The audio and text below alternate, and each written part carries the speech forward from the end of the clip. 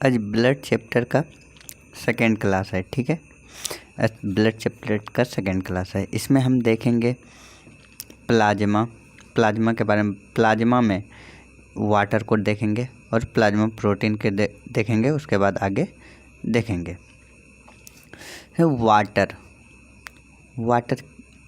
Water के बारे में हम क्या बोल सकते हैं। ये 92% होते हैं।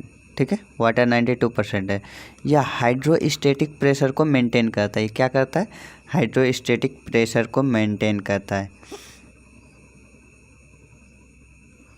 HY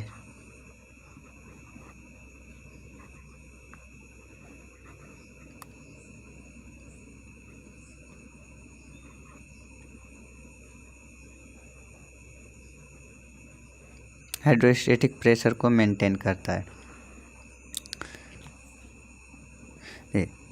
अगर जहाँ भी हाइड्रोस्टेटिक प्रेशर बढ़ेगा, मतलब इंटरस्टेशियल जी, ये ब्लड वेसल्स मान लेते हैं।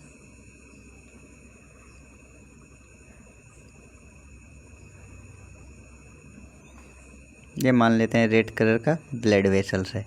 इसमें ब्लड फ्लो कर रहा है। ठीक है, ब्लड फ्लो कर रहा है। ये मान लेते हैं ये ब्लड वेसल्स है। अगर इसके अंदर हाइड्रोस्टेटिक प्रेशर इंक्रीज होगा तो वाटर यहाँ से बाहर आएगा।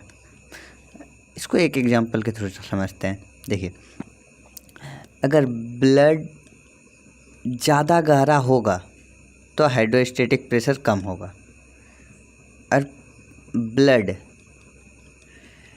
गहरा कम रहेगा तो हाइड्रोस्टेटिक प्रेशर इंक्रीज रहेगा। मतलब ब्लड में वाटर जितना परसेंट रहेगा, जितना अधिक रहेगा तो हाइड्रोस्टेटिक प्रेशर बढ़ेगा, तो ब्लड उसके बाद फ्लूइड बाहर आएगा। अगर और एक चीज़ होता है, एक हाइड्रोस्टेटिक प्रेशर होता है, एक ऑन्कोटिक प्रेशर होता है। ऑन्कोटिक प्रेशर, अगर आर्टरी के अंदर ऑन्कोटिक प्रेशर बढ़ेगा तो फ्लूइड जो है अंदर जाएगा। फ्लूइड तब क्या जाएगा? अंदर जाएगा। हाइड्रोस्टेटिक प्रेशर को हम ब्लड प्रेशर भी बोलते हैं। हाइड्रोस्टेटिक प्रेशर जिधर अधिक होगा फ्लूइड उससे दूर भागेगा। ठीक है, मतलब आर्टरी में अधिक हो गया, मतलब सेल में, इस सेल में के अंदर अगर हाइड्रोस्टेटिक प्रेशर अधिक होगा तो सेल से फ्लूइड बाहर आएगा।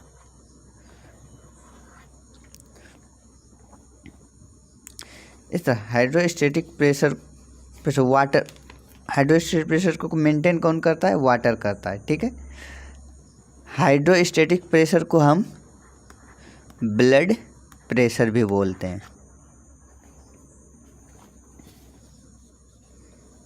एक होता है ऑन्कोटिक, इसमें प्लाज्मा प्रोटीन में क्या क्या चीज़ आता है देखते हैं करके। एक होता है एल्बुमिन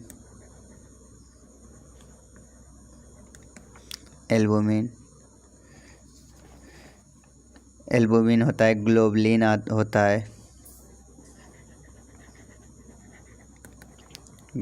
होता है, और होता है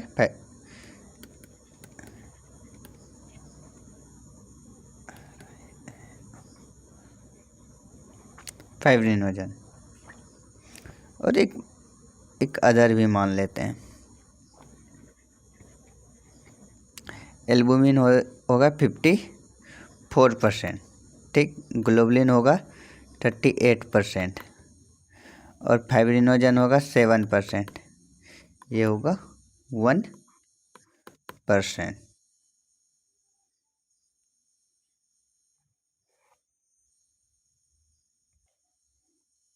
सॉरी, लाइट कट गया था। अगला क्वेश्चन लाइट देते हैं। इसमें देखते हैं एल्बुमिन।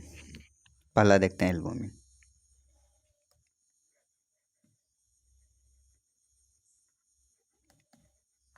एल्बुमिन 54%। ठीक है, एल्बुमिन टोटल कितना होता है 54%। यह ऑन्कोटिक प्रेशर को मेंटेन करता है।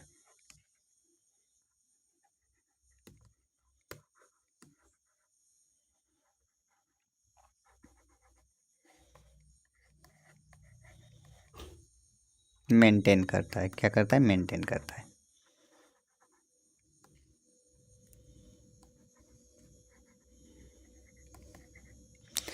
ये ऑन्कोटिक प्रेशर को मेंटेन करता है। ऑन्कोटिक प्रेशर मतलब अगर ब्लड वेसल में ऑन्कोटिक प्रेशर अधिक हो गया, ऑन्कोटिक प्रेशर अधिक हो गया तो फ्लूइड इसके पास आएगा। ऑन्कोटिक प्रेशर अधिक हो गया तो फ्लूइड ब्लड वेसल में, ऑन्कोटिक प्रेशर अधिक हो तो फ्लूइड ब्लड वेसल में जाएगा। अगर ऑन्कोटिक प्रेशर कम हो गया तो फ्लूइड ब्लड वेसल से बाहर आएगा। इसको मिटाते हैं, आगे देखते हैं, इसको अच्छा से समझाएंगे आगे।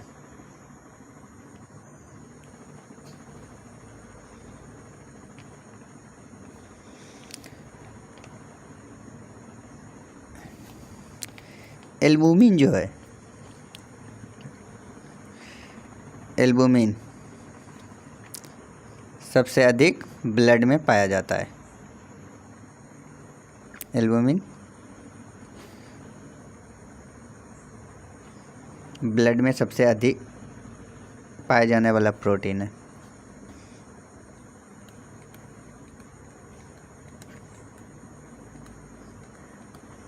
अधिक पाए जाने वाला प्रोटीन है, ब्लड में सबसे अधिक पाए जाने वाला प्रोटीन है। ये एल्बुमिन जो है फ्लूइड ट्रांसपोर्टेशन में हेल्प करता है।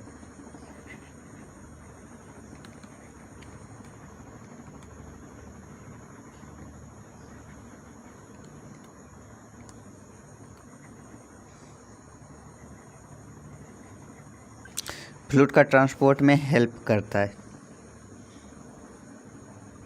ये फ्लूइड ट्रांसपोर्ट में हेल्प करता है दो प्रोसेस से, एक होता है फिल्ट्रेशन, एक होता है रीजॉर्वेशन। फिल्ट्रेशन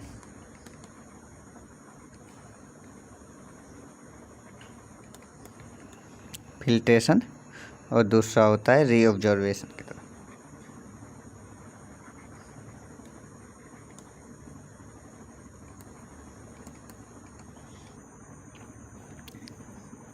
अरे एल्बुमिन केवल, एल्बुमिन सबसे अधिक ब्लड में पाए जाने वाला प्रोटीन है। ठीक है, ये फ्लूइड ट्रांसपोर्टेशन में हेल्प करता है। फ्लूइड ट्रांसपोर्टेशन में कैसे हेल्प है, इसमें दो प्रोसेस होता है, एक फिल्ट्रेशन का, एक रीऑब्जर्वेशन का होता है। ठीक है, ये ऑन्कोटिक प्रेशर को भी मेंटेन करता है। ऑन्कोटिक प्रेशर स्लाइड लेते हैं। ठीक है, ऑन्कोटिक प्रेशर ये मान लेते हैं ब्लड वेसल्स है, इसमें ये मान लेते हैं फ्लूइड फ्लो कर रहा है। ठीक है, इसमें हाइड्रोस्टैटिक प्रेशर अगर इंक्रीज होगा, बढ़ेगा, ये हाइड्रोस्टैटिक प्रेशर बोलो या तो ब्लड प्रेशर भी बोल सकते हैं। ब्लड प्रेशर इंक्रीज होगा तो फ्लूइड बाहर आएगा। ठीक है, आर्टरी में, अगर आर्टरी में हाइड्रोस्टैटिक प्रेशर बढ़ेगा तो फ्लूइड बाहर आएगा। और दूसरा वेन ले लेते हैं, इसमें भी मान लेते हैं ब्लड, दोनों एक ही टाइम में नहीं होगा, दोनों अलग अलग टाइम में होगा। अगर आर्टरी में ऑन्कोटिक प्रेशर बढ़ेगा तो फ्लूइड आर्टरी के अंदर जाएगा। अगर ऑन्कोटिक प्रेशर बढ़ेगा तो एडिमा हो जाएगा। ठीक है, ऑन्कोटिक प्रेशर अगर बढ़ेगा तो एडिमा है। ऑन्कोटिक प्रेशर अगर ब्लड वेसल में ब्लड है, इससे सब सेल में प्रवेश करने लगा, सेल सेल में प्रवेश कर, सेल में जगह इतना ही है और बढ़ेगा तो बड़ा होगा सेल, इसीलिए एडिमा दिखने लगेगा। एक और देखते हैं, ठीक है। देखिए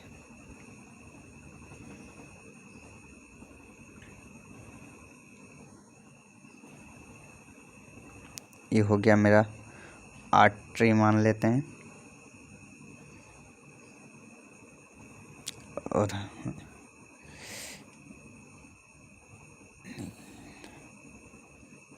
ये एगो मान लेते हैं, ये मेरा हो गया इधर वेन, इसमें ब्लड फ्लो कर रहा है।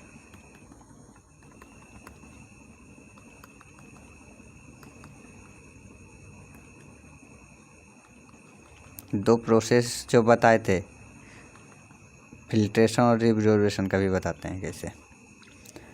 आर्टरी के अंदर हाइड्रोस्टेटिक प्रेशर कितना होता है, 30 mm Hg, ठीक। और वेन के अंदर हाइड्रोस्टेटिक प्रेशर होता है 15 mm Hg। आर्टरी के अंदर हाइड्रोस्टेटिक प्रेशर होता है 30 mm Hg और वेन के अंदर हाइड्रोस्टेटिक प्रेशर होता है 15 mm Hg।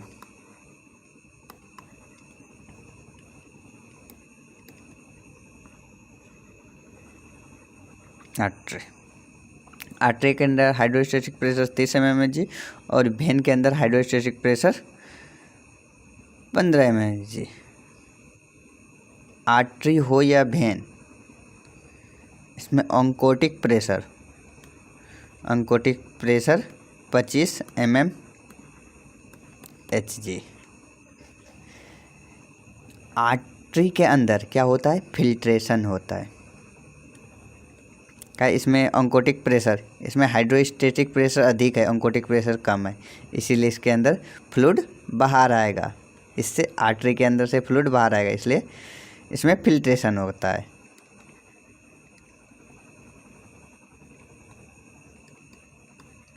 फिल्ट्रेशन होगा, ठीक है। वेन के अंदर हाइड्रोस्टेटिक प्रेशर 15 mm Hg है, ऑन्कोटिक प्रेशर 25 mm Hg है, तो ऑन्कोटिक प्रेशर अधिक है इसलिए फ्लूइड अंदर जाएगा, फ्लूइड वेन में जाएगा, इसलिए इसमें रीऑब्जर्वेशन होता है।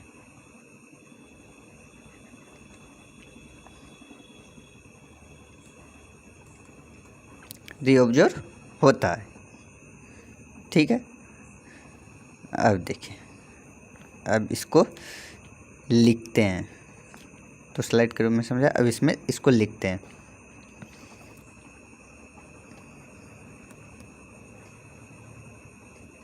आर्टरी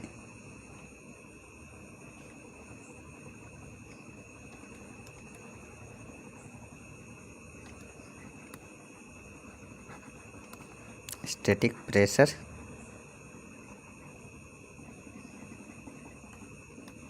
15 mm Hg और हाइड्रोस्टेटिक ऑन्कोटिक प्रेशर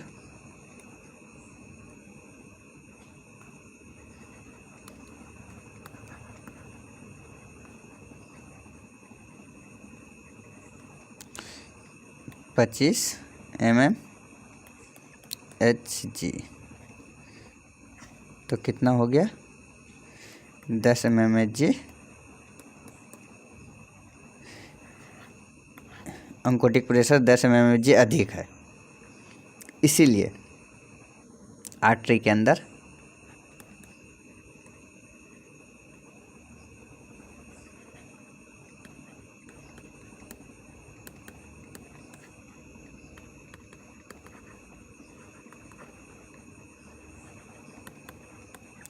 फिल्ट्रेशन होता है। अब देखते हैं, इनको दूसरे कलर में देखते हैं।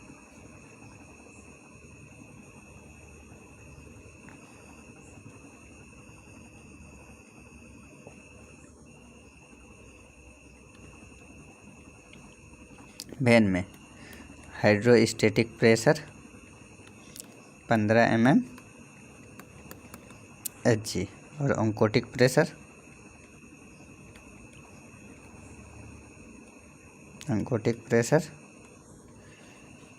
25 mm Hg।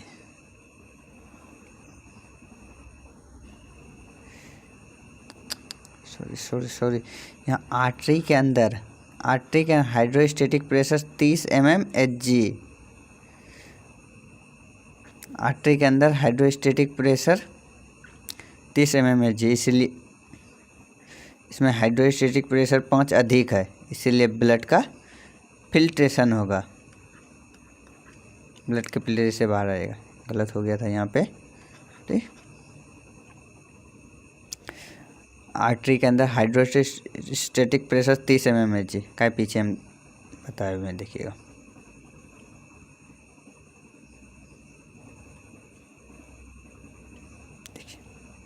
आर्टरी के अंदर हाइड्रोस्टेटिक प्रेशर 30 mm Hg लिखे हैं, वहाँ गलत लिख दिए थे। लिखने और बोलने में थोड़ा डिफिकल्टी हो जाता है। और वेन के अंदर 15 mm Hg। और ऑन्कोटिक प्रेशर चाहे आर्टरी हो या चाहे वेन हो, दोनों में सेम होता है ऑन्कोटिक प्रेशर, ठीक है। अब देखते हैं, तो 10 अधिक हो गया। 10 क्या हो गया? अधिक। ऑन्कोटिक प्रेशर 10 अधिक हो गया। ऑन्कोटिक प्रेशर 10 अधिक हो गया, तो इसमें वेन के अंदर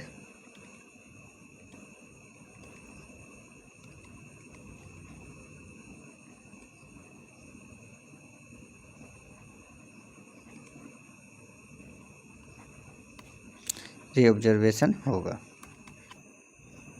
ठीक है।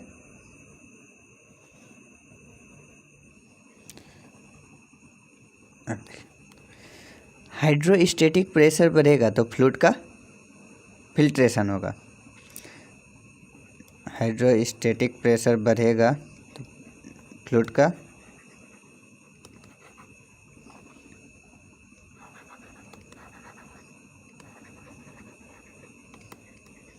फिल्ट्रेशन होगा। उसी तरह ऑन्कोटिक प्रेशर बढ़ेगा तो फ्लूइड का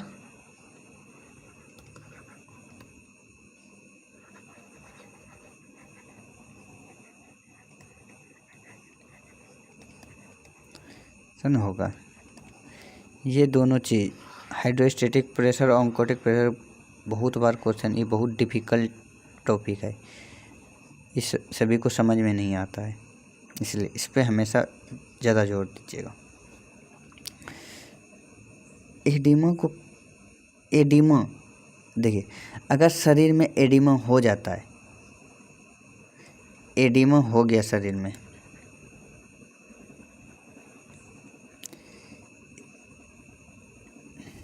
एडिमा हो जाएगा तो उसके लिए हम एल्बुमिन का इंजेक्शन देते हैं।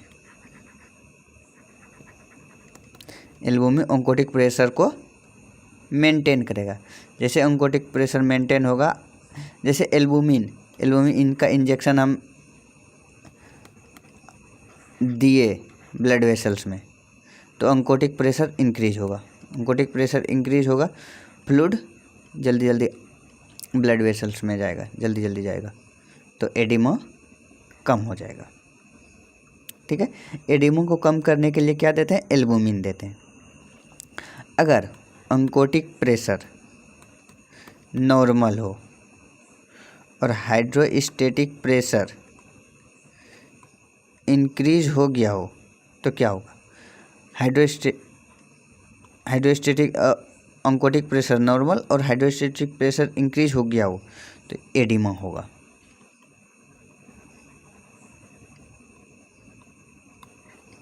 का हाइड्रोस्टेटिक प्रेशर जैसे बढ़ेगा, फ्लूइड ब्लड वेसल से बाहर जाएगा।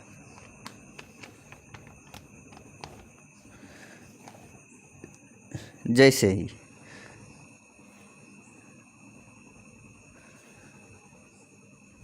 अगर हाइड्रोस्टेटिक प्रेशर डिक्रीज होगा, हाइड्रोस्टेटिक प्रेशर डिक्रीज होगा और अंकोटिक प्रेशर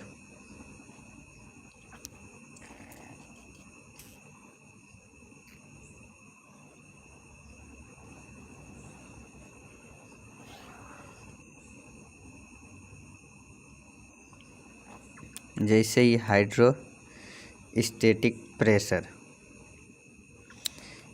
इंक्रीज होगा और अंकोटिक प्रेशर डिक्रीज होगा तो फिर भी एडिमा होगा। का है, हाइड्रोस्टैटिक प्रेशर बढ़ेगा, फ्लूइड बाहर निकलेगा फटाफट, जल्दी जल्दी फ्लूइड बाहर निकलेगा तो एडिमा होगा।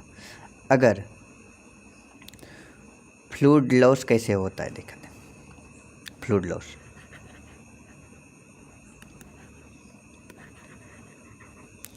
अगर हाइड्रोस्टैटिक प्रेशर डिक्रीज होगा और अंकोटिक प्रेशर इंक्रीज होगा तो फ्लूइड ब्लड वेसल्स में इन करेगा, ब्लड वेसल में इन करेगा, तो इससे शरीर में वाटर की कमी होने लगेगा, इसलिए फ्लूइड लॉस होगा।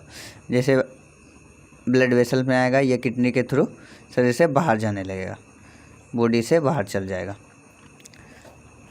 फ्लूइड लॉस होने लगा, इससे फ्लूइड डेफिसिट होने लगेगा, यह फ्लूइड डेफिसिट होने लगेगा।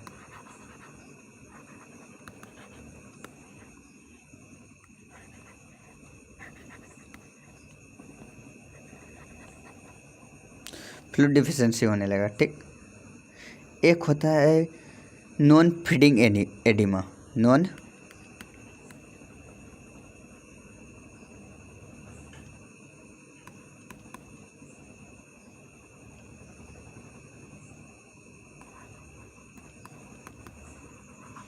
Feeding oedema.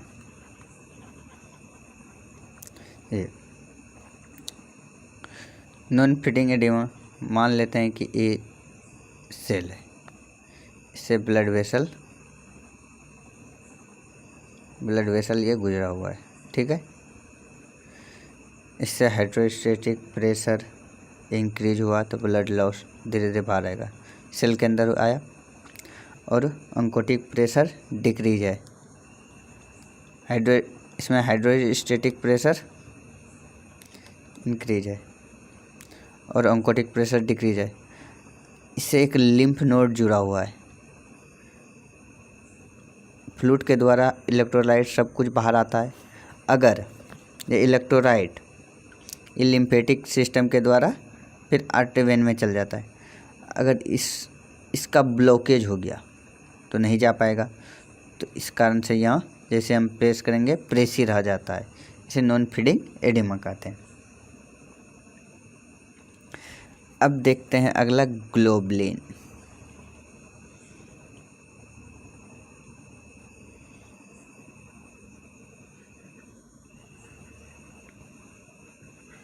ग्लोबुलिन 38% होता है, ठीक है।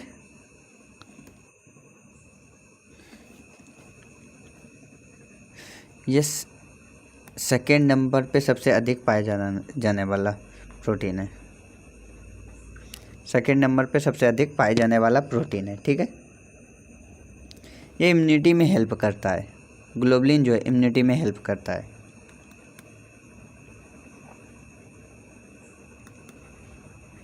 इम्यूनिटी में हेल्प करता है, ठीक है। ग्लोबुलिन जो है एंटीबॉडी का फॉर्मेशन करता है, क्या करता है, एंटीबॉडी का फॉर्मेशन।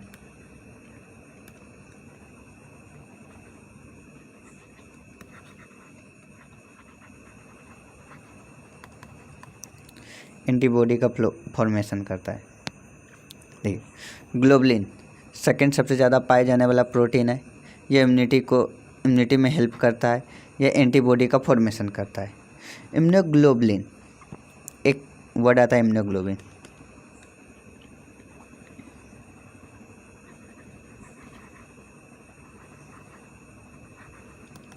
इम्यूनोग्लोबुलिन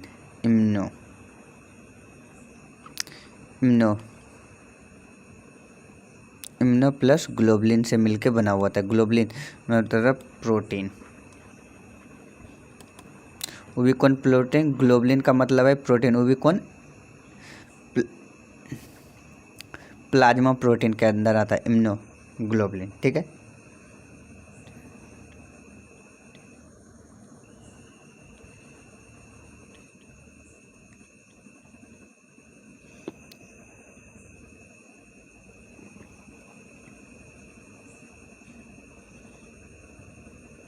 एक चीज़ आता है जो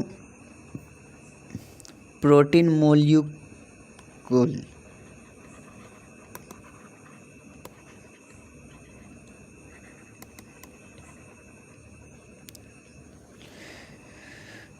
एंटीबॉडी कौन बनाता है?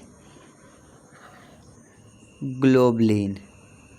ठीक है, एंटीबॉडी कौन बनाता है? ग्लोबुलिन। वो कौन है? प्रोटीन का मोलिक्यूल है। ठीक है, प्रोटीन का एक पार्ट है। प्रोटीन में एक चीज़ होता है,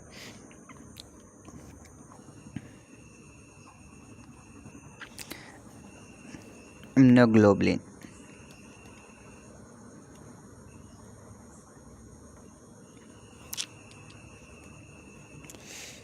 लिखते बोलते क्या हैं, लिखते क्या हैं, समझ से बाहर लगता है।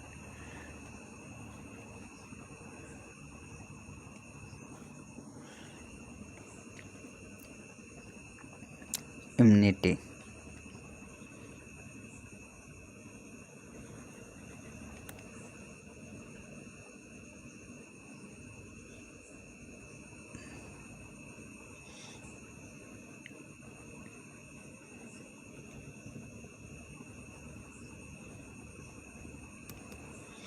इम्यूनोग्लोबुलिन क्या हुआ?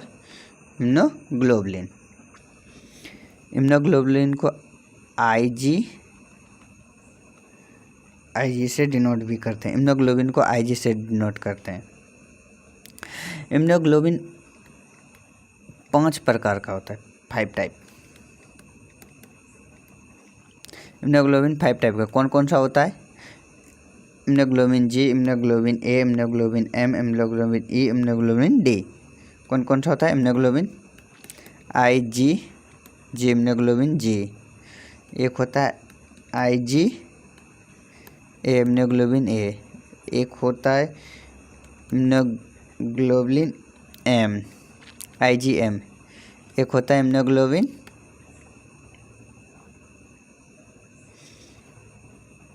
ई। ठीक है, एक होता है इम्यूनोग्लोबुलिन डी। इतना होता है। ये 5 टाइप का इम्यूनोग्लोबुलिन होता है। Immunoglobulin G, immunoglobulin A, immunoglobulin M, immunoglobulin E, immunoglobulin D. 5 type का इम्यूनोग्लोबुलिन।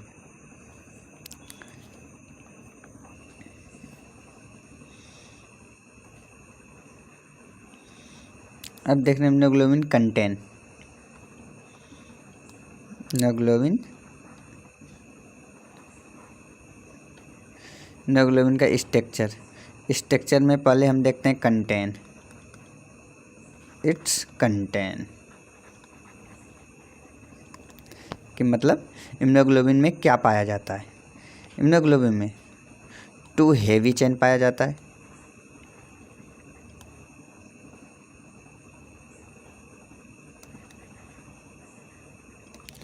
चेन, और 2 लाइट चेन पाया जाता है।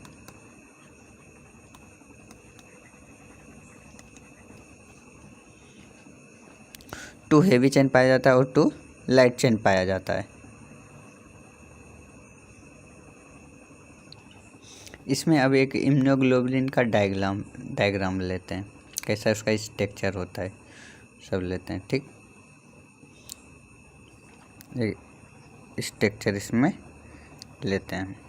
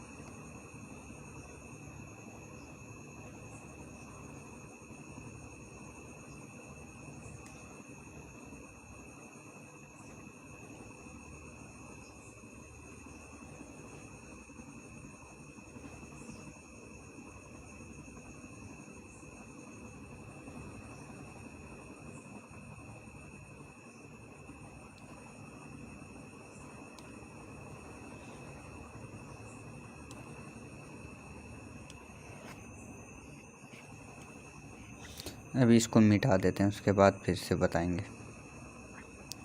सेट हो गया यहाँ पे, नेक्स्ट पेज नहीं किए, सेट हो गया यहाँ पे, इसको हम मिटा देते हैं।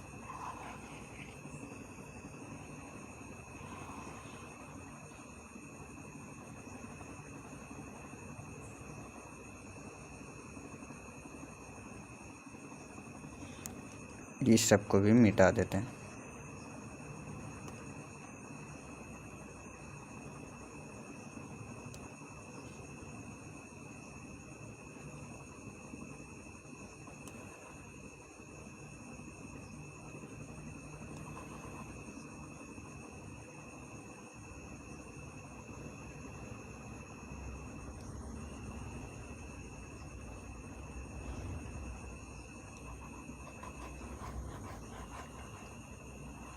तो कॉपीराइट आ जाएगा।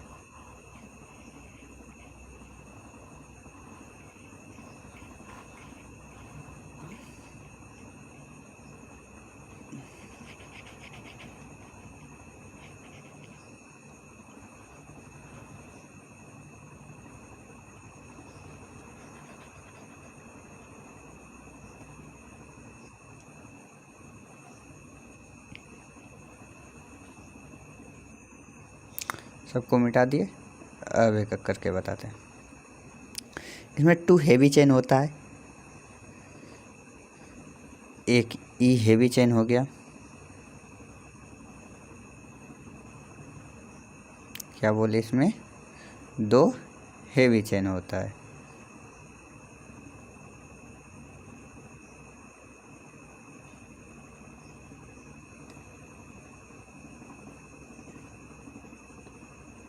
इसमें 2 हेवी चेन हो गई, एक ई वाला हेवी चेन हो गया, एक ई हेवी चेन हो गया, ठीक। इसमें 2 लाइट चेन होता है, light chain, light chain, 2 heavy chain हो गया और 2 लाइट चेन हो गया। ये दोनों हेवी चेन जो है, ये दोनों हेवी चेन और लाइट चेन, और दोनों हेवी चेन लाइट चेन, ये सब जुड़ा हुआ रहता है। एवरी चेन जुड़ा हुआ है, वो किससे जुड़ा रहता है, तीनों जो रहता है,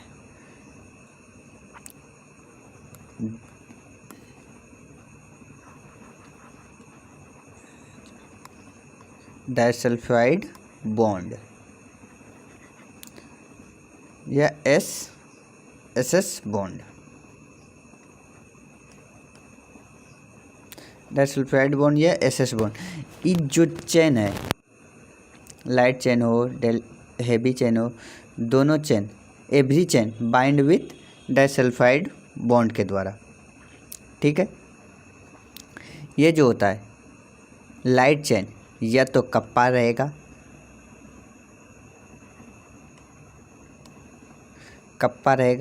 या दोनों लेमडा रहेगा।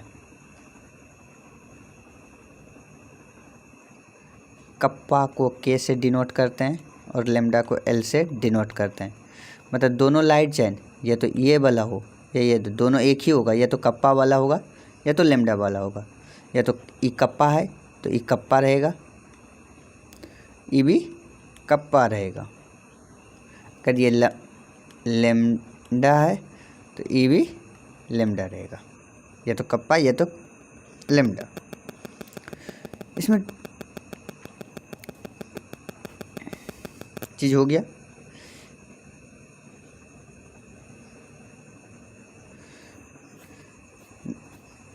देखिएगा, इसमें टोटल 5 हेवी चेन होता है।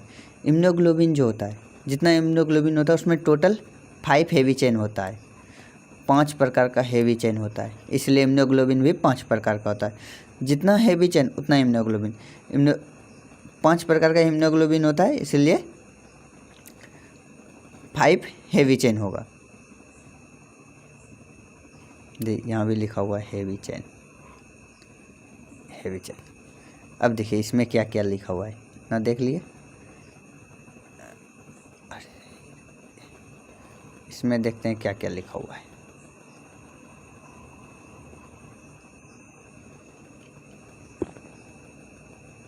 ये एंटीजन बाइंडिंग साइट हो गया, किसमें एंटीजन आके, इसमें एंटीजन आके चिपकेगा, ठीक है। ई एंटीजन बाइंडिंग साइड हो गया, ये भी एंटीजन बाइंडिंग से, इसमें 2 एंटीजन बाइंडिंग साइड होगा, antigen binding side, antigen binding, इसमें 2 एंटीजन बाइंडिंग साइड होगा। कौन इम्यूनोग्लोबिन है उसके अकॉर्डिंग बाइंडिंग साइड अलग अलग होता है। अगर इम्यूनोग्लोबिन गामा, इम्यूनोग्लोबिन जी होगा तो बाइंडिंग साइड 2 होगा, इम्यूनोग्लोबिन ए होगा तो बाइंडिंग साइड 2 होगा, इम्यूनोग्लोबिन एम होगा तो बाइंडिंग साइड 10 होगा। इसी तरह अलग अलग होता है, इम्यूनोग्लोबिन अलग अलग होता है, बाइंडिंग साइड अलग अलग होता है, ठीक है। अब देख, ये लाइट चेन, ये भी लाइट चेन, चाहे लेमडा हो या कप्पा हो, ठीक है। ये हैवी चेन, ये हैवी चेन, ये हैवी चेन, दोनों एक ही होता है, ये हैवी चेन हो गया, ठीक है। और इससे दोनों से कनेक्ट रहता है heavy chain, light chain, light chain और हैवी चेन, लाइट चेन और हैवी चेन, और दोनों हैवी चेन कनेक्ट रहता है किससे, डाइसल्फाइड बॉन्ड से या एसएस बॉन्ड से। अब देखते हैं, अब इसको हम लिखते हैं टोटल को।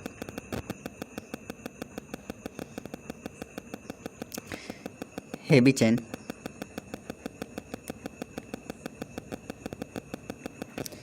every chain bind with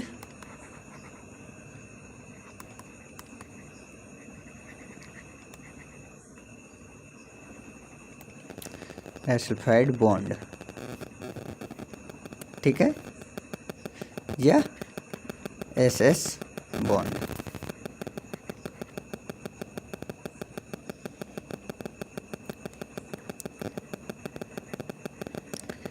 total heavy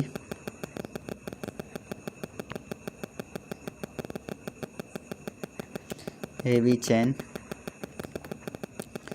5 प्रकार के, ठीक है। इसी के कारण से इम्यूनोग्लोबिन भी 5 प्रकार का।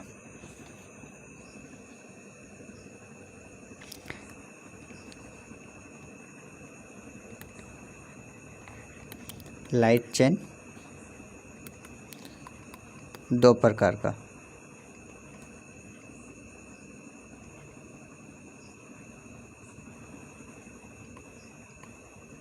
कप्पा और एक होता है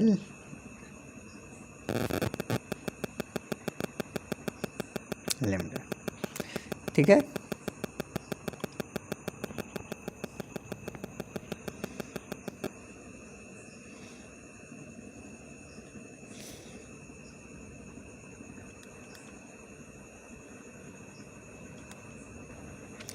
हेवी चेन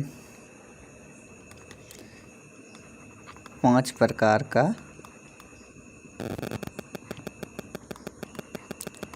होता है। कौन कौन सा होता है देखते हैं। पहला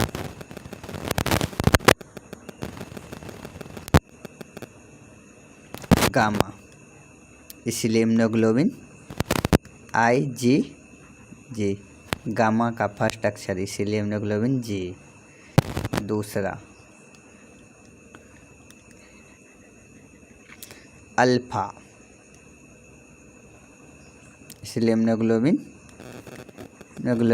A, फर्स्ट लेटर। तीसरा म्यू, इम्यूनोग्लोबिन M, इसलिए इम्यूनोग्लोबिन M। हेवी चेन, ये हेवी चेन कौन हो गया, एप्सिलॉन है, एप्सिलॉन, इसलिए immunoglobin E, epsilon immunoglobin E। 5वां नंबर हो जाएगा डेल्टा, हेवी चेन डेल्टा, इसलिए इम्यूनोग्लोबिन IgD। हाइलाइटर लेते हैं, ठीक। देखिए हेवी चेन 5 है, तो इम्यूनोग्लोबिन भी 5।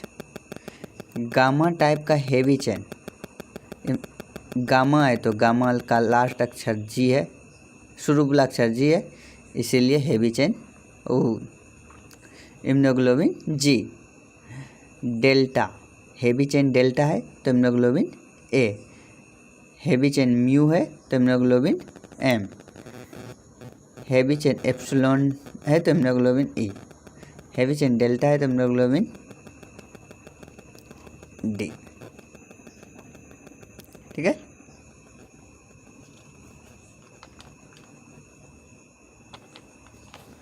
अब आगे देखते हैं।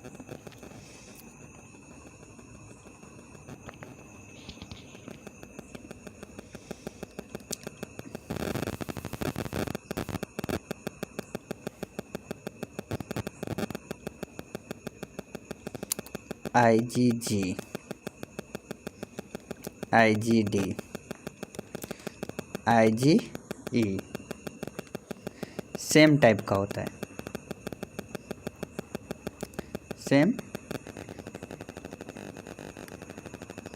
स्ट्रक्चर होता है।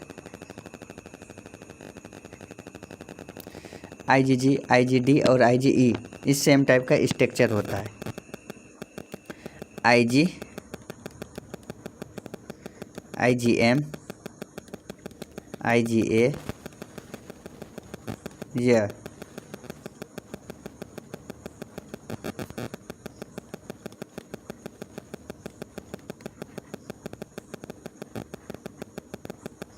डिफरेंस टाइप का स्ट्रक्चर होता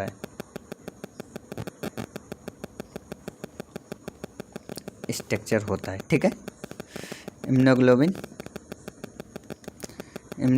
एम, इसको पेंटामर स्ट्रक्चर का होता है।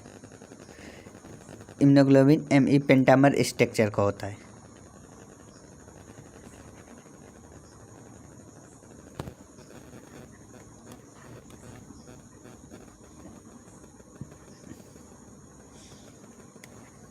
का होता है immunoglobin A M pentamer structure. Immunoglobin G, immunoglobin D, immunoglobin E इस सेम टाइप का स्ट्रक्चर होता है। इम्यूनोग्लोबिन एम और इम्यूनोग्लोबिन ए ये डिफरेंट टाइप का स्ट्रक्चर होता है। इम्यूनोग्लोबिन एम ये पेंटामर स्ट्रक्चर का होता है, ठीक है।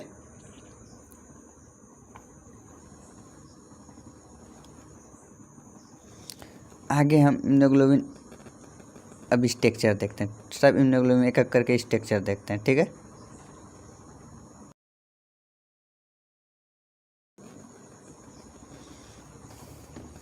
देखिए immunoglobulin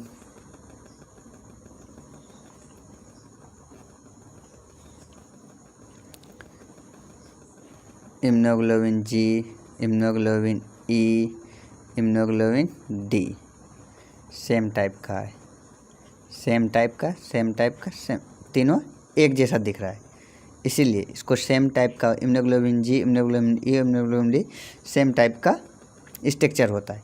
immunoglobulin am different type का स्ट्रक्चर होता है, इसका भी बॉन्ड डाइसल्फाइड बॉन्ड से जुटा हुआ रहता है, ठीक।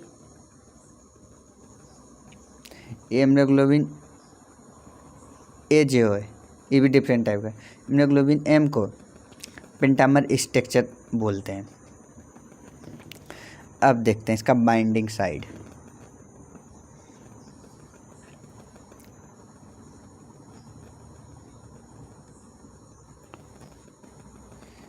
एक बाइंडिंग साइड इम्यूनोग्लोबिन जी में बाइंडिंग साइड 2 होता है, 1 और 1 2। इम्यूनोग्लोबिन ई में बाइंडिंग साइड भी 2 होता है, 1 और इधर 1। इम्यूनोग्लोबिन डी में बाइंडिंग साइड भी 2 होता है, 1 और 1। इम्यूनोग्लोबिन जी में बाइंडिंग साइड 2, इम्यूनोग्लोबिन ई में बाइंडिंग साइड 2, इम्यूनोग्लोबिन डी में बाइंडिंग साइड 2। इम्यूनोग्लोबिन ए में बाइंडिंग साइड 10 होता है, देखो 1 दूसरा, तीसरा, चौथा, पाँचवा, छठा, सातवां, आठवां, नौवां, 10वां 10 बाइंडिंग साइड। इम्यूनोग्लोबिन एम में 10 बाइंडिंग साइड होता है। ठीक है।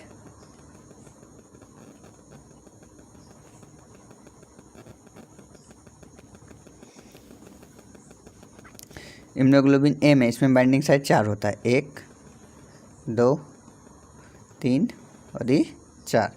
इम्यूनोग्लोबिन ए में बाइंडिंग साइड देखो फिर से देखते हैं बाइंडिंग साइड। इम्यूनोग्लोबिन जी में बाइंडिंग साइड 2 होगा, इम्यूनोग्लोबिन ई में बाइंडिंग साइड 2 होगा, इम्यूनोग्लोबिन डी में बाइंडिंग साइड 2 होगा, इम्यूनोग्लोबिन एम में बाइंडिंग साइड 10 होगा। इसलिए इसको ये पेंटामर स्ट्रक्चर की तरह दिखता है। जो इसका स्ट्रक्चर है पेंटामर स्ट्रक्चर का होता है। इम्यूनोग्लोबिन ए में बाइंडिंग साइड 4 होता है, 1 हो गया, 2 हो गया, 3 हो गया, ये चौथा हो गया।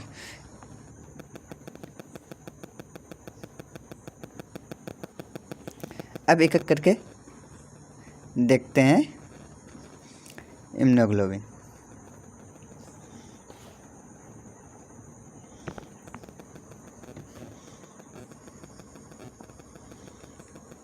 IgG, ठीक है। IgG को पहले देखते हैं।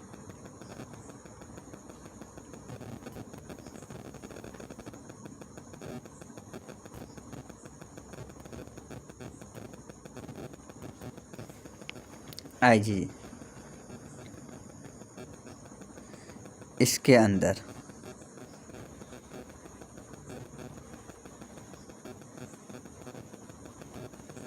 गामा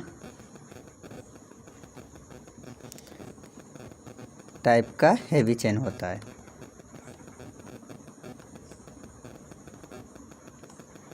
हेवी चेन इसके अंदर गामा टाइप का हेवी चेन होता है, ठीक है। पावरफुल होता है।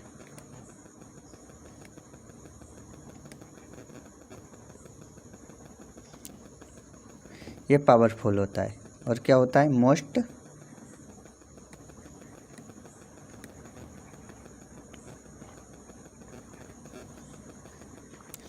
एविडेंट होता है, सबसे ज़्यादा उपस्थित होता है। इम्यूनोग्लोबिन जी मोस्ट एविडेंट होता है, मतलब सबसे ज़्यादा उपस्थित होता है। अगला देखते हैं इसी में, मतलब मोस्ट एविडेंट मतलब 80% यही होता है। इम्यूनोग्लोबिन जी ही 80%, मोस्ट एविडेंट सबसे अधिक 80% पाया जाता है। इसका मोलिक्यूलर वेट देखते हैं।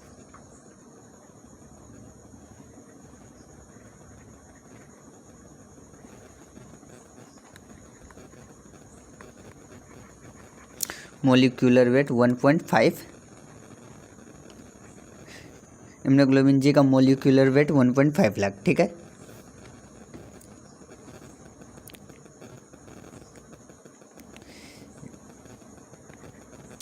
लेट एंड लॉन्गर हो, लेट बनता है और लंबे टाइम तक चलता है। इम्यूनोग्लोबिन लेट बनता है और लंबे टाइम तक चलता है।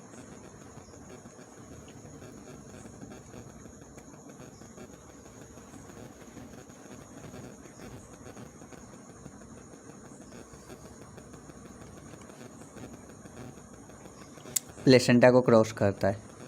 सबसे इम्पोर्टेंट क्वेश्चन,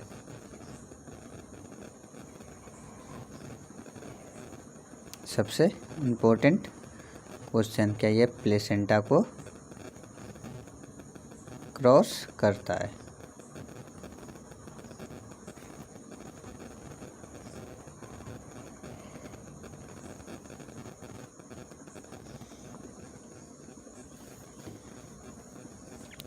इस सेल के अंदर जितना होता है उस सेल के बाहर भी उतना पाया जाता है। जितना सेल के अंदर रहेगा उतना सेल के अंदर भी पाया जाता है। Intracellular to extra cellular same होता है।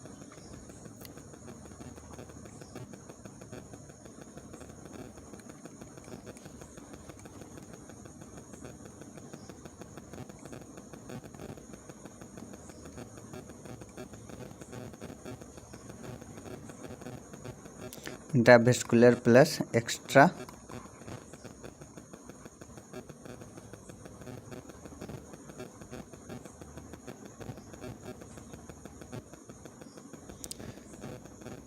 सेम रहता है।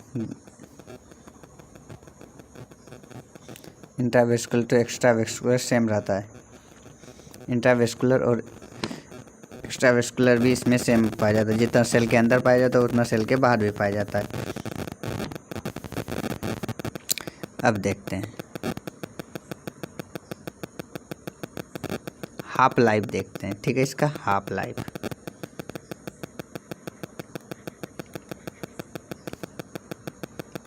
तेईस, इसका हाफ लाइफ हो गया 23 दिन का, ठीक है।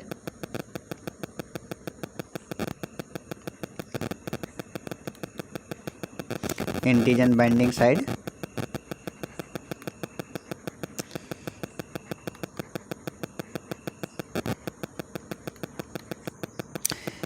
इम्यूनोग्लोबिन जी में एंटीजन बाइंडिंग साइड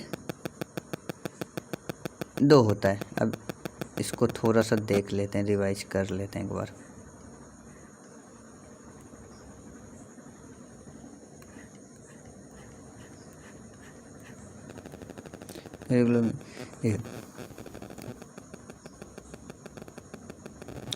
इम्यूनोग्लोबिन जी इसमें गामा टाइप का हेवी चेन पाया जाता है, इसको पावरफुल होता है, मोस्ट एवेंडेस होता है, मतलब 80 सबसे अधिक पाया जाता है, 80% पाया जाता है।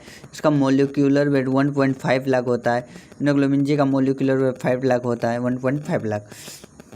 इम्यूनोग्लोबिन जी का लेट एवं लॉन्ग टाइम के लिए होता है, लेट बनता है और लंबे टाइम तक चलता है। इम्यूनोग्लोबिन जी है जो प्लेसेंटा को क्रॉस करता है। इम्यूनोग्लोबिन जी इंट्रावेस्कुलर और एक्स्ट्रावेस्कुलर सेम पाया जाता है।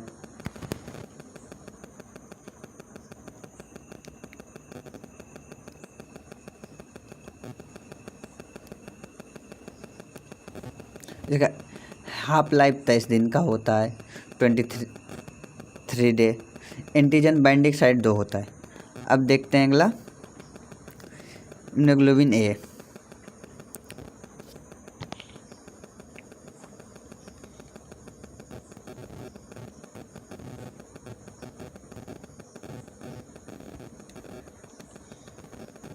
इम्यूनोग्लोबिन ए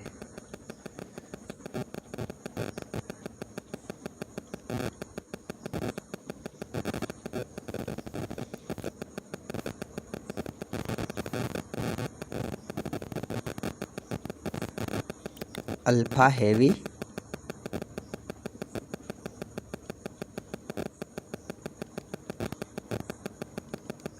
इम्यूनोग्लोबिन ए में अल्फा हैवी चेन पाया जाता है, ठीक है। मोलिक्यूलर वेट, इम्यूनोग्लोबिन ए का मोलिक्यूलर वेट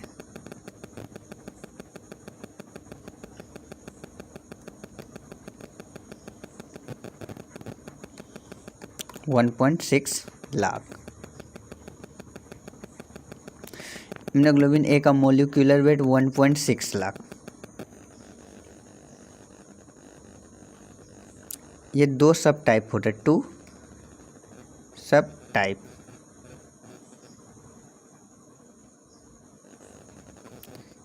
एक होता है सिक्रेटरी और होता है एक सीरस और होता है एक सिक्रेटरी। सिक्रेटरी के अंदर आ जाएगा टीयर में, सलाइवा में, मिल्क में। इम्यूनोग्लोबिन ए सलाइवा में, मिल्क में, टीयर में पाया जाता है। ये सिक्रेटरी सब टाइप में जो है सिक्रेटरी वाला में ही टीयर, सलाइवा और मिल्क में पाया जाता है। इसका हाफ लाइफ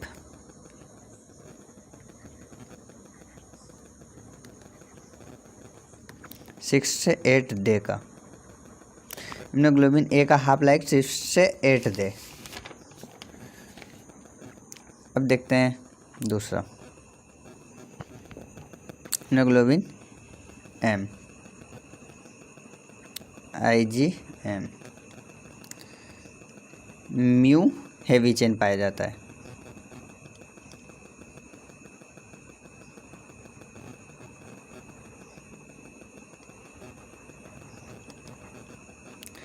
इम्यूनोग्लोबिन एम के अंदर म्यू हेवी चेन पाया जाता है।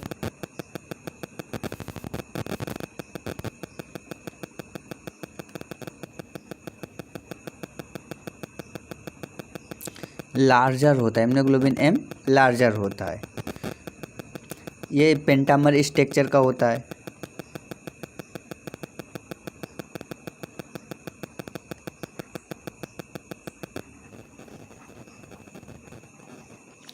पेंटामर स्ट्रक्चर का होता है। इम्यूनोग्लोबिन एम का मोलिक्यूलर वेट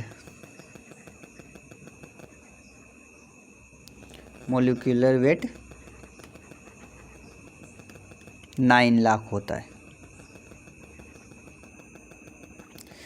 इम्यूनोग्लोबिन एम का मोलिक्यूलर वेट 9 लाख होता है, इसीलिए इसको मिलियनल इम्यूनोग्लोबिन के नाम से भी जाना जाता है। इम्यूनोग्लोबिन एम को मिलियनल इम्यूनोग्लोबिन बोला जाता है।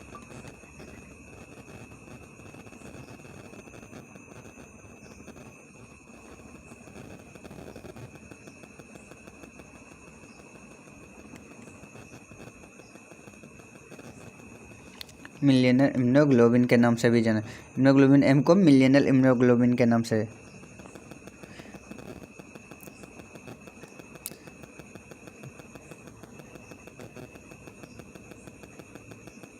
सबसे पहला एपेयर होता है, इम्यूनोग्लोबिन एम सबसे पहले एपेयर होता है। हाफ लाइफ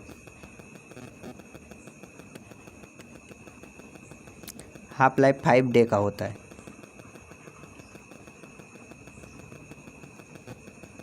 इसमें बाइंडिंग साइड कितना होता है? इसमें 10 बाइंडिंग साइड होता है।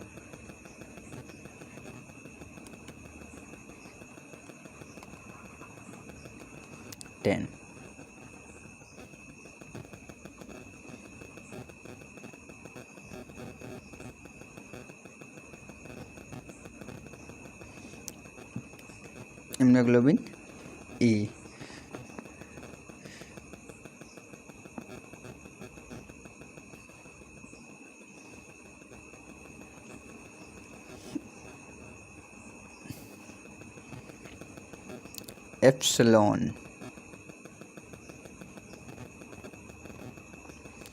एप्सिलॉन टाइप का हेवी चेन पाया जाता है।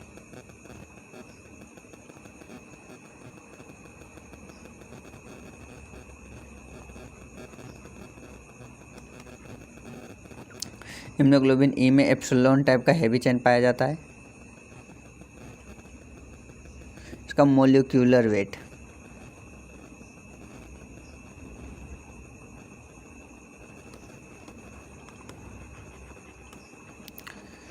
मोलिक्यूलर 1.9 लाख। इम्यूनोग्लोबिन ई का मोलिक्यूलर वेट 1.9 लाख। ये 1 से 2% पाया जाता है, सबसे कम पाया जाता है। ये कहाँ कहाँ पाया? रेस्पिरेटरी ट्रैक और जीआई ट्रैक में पाया जाता है। जीआई ट्रैक और रेस्पिरेटरी ट्रैक।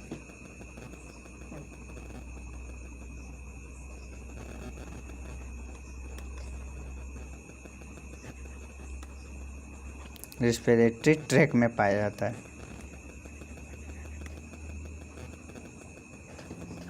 इम्यूनोग्लोबिन ई जो है ये एलर्जी के कंडीशन में देखा जाता है।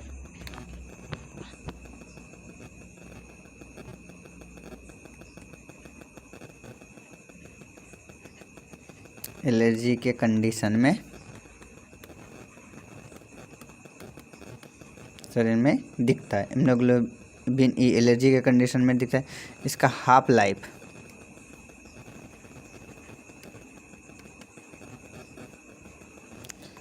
2 देश का 2 डे का होता है। 2 डे का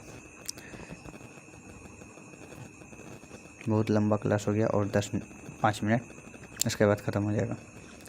अगले दिन तब देखेंगे 5 मिनट और। इम्यूनोग्लोबिन डी लास्ट है, उसके बाद समरी काल के ख़त्म कर देंगे। इम्यूनोग्लोबिन डी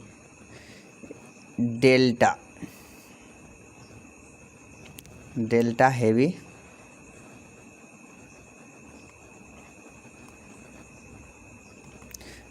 इसमें इम्यूनोग्लोबिन डी में डेल्टा टाइप का हेवी चेन पाया जाता है। मोलिक्यूलर वेट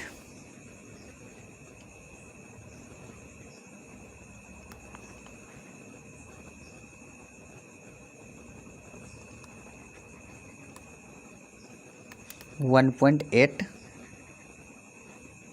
लाख, सबसे कम पाया जाता है। ठीक है, 1% से भी कम।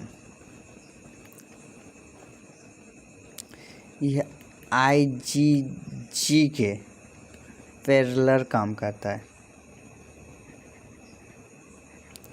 इम्यूनोग्लोबिन डी जो है IgG के पैरेलल इम्यूनोग्लोबिन जी के समान ही काम करता है IgG।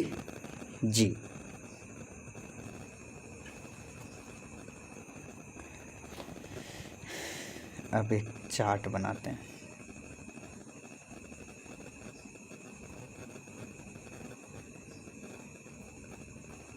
पांच इम्यूनोग्लोबिन है तो 5 बनाते हैं। 1 2 3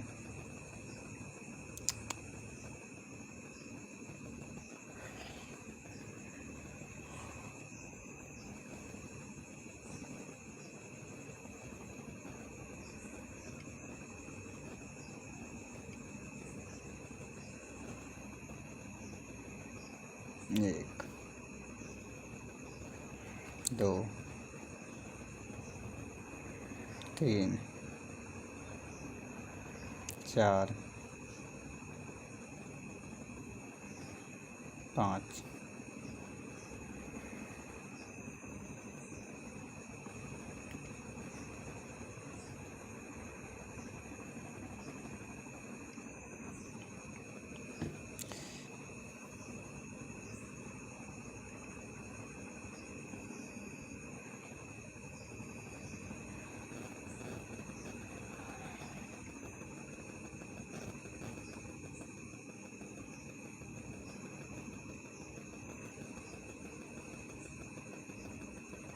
IgG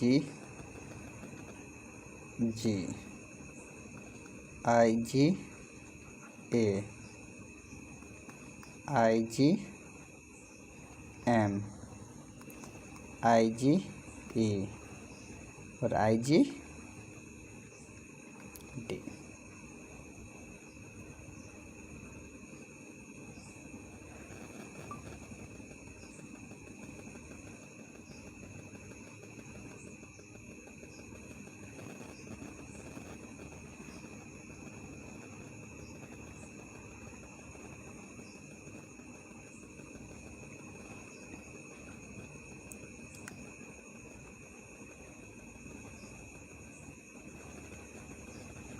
मोलिक्यूलर वेट IgG का molecular weight 1.5 lakh 1.5 lakh. IgM का मोलिक्यूलर वेट 9 लाख। IgM का मोलिक्यूलर IgA का मोलिक्यूलर 1.6 लाख। IgA का मोलिक्यूलर वेट 1.6 लाख। IgM का मोलिक्यूलर वेट 9 लाख। IgG का मोलिक्यूलर वेट 1.9 लाख। IgD का मोलिक्यूलर 1.8 लाख। IgG का मोलिक्यूलर 1.5 लाख। IgA का मोलिक्यूलर वेट 5 में 1 जोड़ दीजिए 1.6 लाख। ठीक है। IgM का मोलिक्यूलर वेट 9 लाख। IgM का 9 का डबल 9 18 1 19 1.9 लाख ऐसे याद रख सकते हैं। और IgD का मोलिक्यूलर 9 18 ऐसे याद रख सकते हैं। ठीक है। परसेंटेज देखें 80%,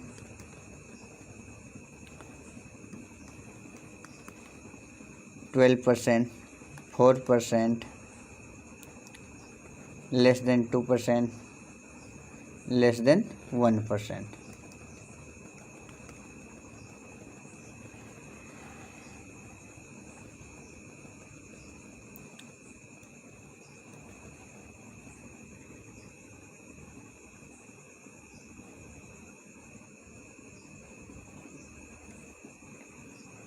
प्लेसेंटा को क्रॉस इम्यूनोग्लोबिन जी प्लेसेंटा को क्रॉस करता है, ये नहीं करता है। इम्यूनोग्लोबिन ये नहीं करता, ये नहीं करता, ये नहीं करता है, ये नहीं करता है।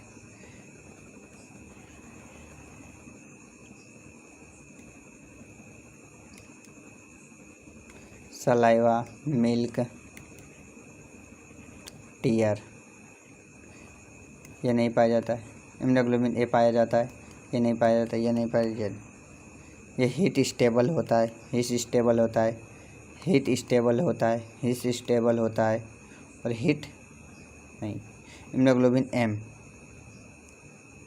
इम्यूनोग्लोबिन ई हीट लेवाइल होता है, ठीक है। इम्यूनोग्लोबिन ई हीट लेवाइल होता है, इम्यूनोग्लोबिन डी हीट स्टेबल होता है।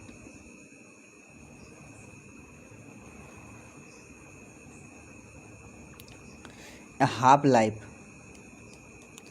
लाइफ होगा 33 डे,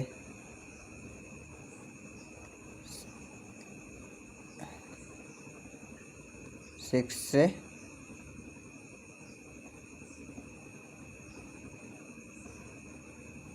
8 डे का, ठीक है।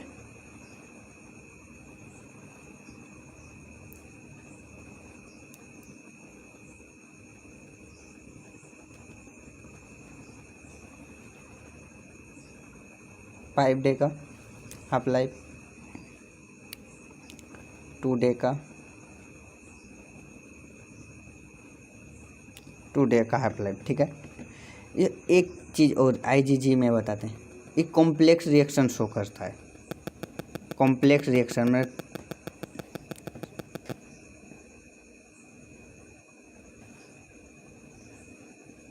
ये complex IgG complex reaction show करता है। अब इसके आगे अगले दिन क्लास करेंगे।